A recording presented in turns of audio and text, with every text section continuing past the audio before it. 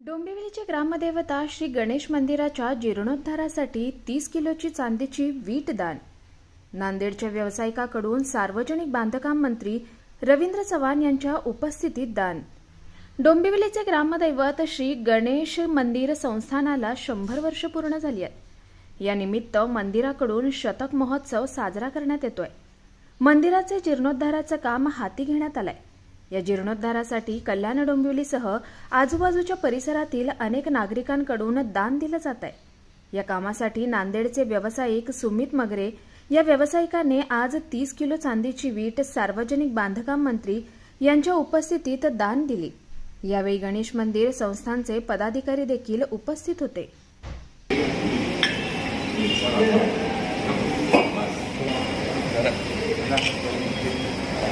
थोड़ा 1 minute photographer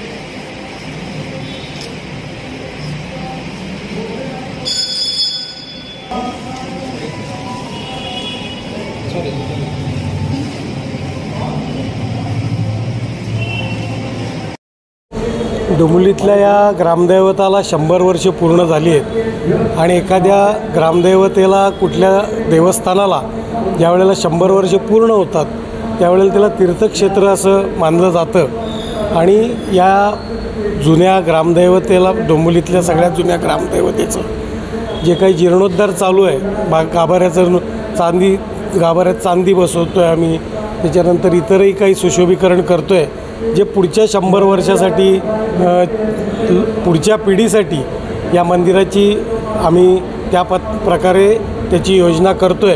तुम्ही बघत असाल आत्ता जो गाभारा तयार झाला आहे त्याच्या पुढचंही अजून भरपूर काम बाकी आहे आणि अजून एक 100-150 किलो चांदी आम्हाला अपेक्षित आहे। त्याच्यापैकी बऱ्यापैकी चांदी आमच्याकडे तयार झालेली आहे आणि याच्यातनं आम्ही वेगवेगळ्या लोकांकडे जातो, त्यांना आव्हान करतो आणि आज मंत्र्यांच्या माध्यमातून असं एक आव्हान केलं गेलं आणि नगरचे एक थोर दानशूर व्यक्तिमत्व सुमितजी यांनी आज आपल्याला 30 किलो 900 ग्रॅम एवढी चांदी आपल्या मंदिराला भेट दिली।